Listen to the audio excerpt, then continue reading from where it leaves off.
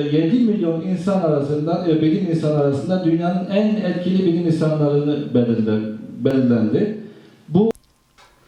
Sizlerin varlığı ülkemiz ve üniversitemiz adına bizleri umutlandırıyor ve aydınlık yarınların geleceğini bizlere müjdeliyor.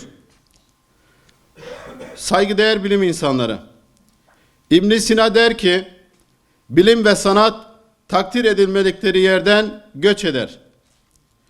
Eğitim ve bilim hizmetleri kolunda hizmet sunan üniversitemizin yetkili sendikası Eğitim Bir Sene olarak diyoruz ki, özelde üniversitemiz genelde ülkemiz için kim ki taş üstüne taş koysa başımızın üzerinde yeri vardır. Yarım asırlık bir çınar olan üniversitemizin hak ettiği yerlerde olabilmesi için göstermiş olduğunuz gayretler takdire şayandır.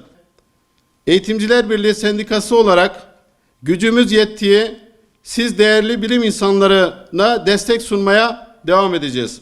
Dicle Üniversitemiz 46-47 yıllık bir üniversite.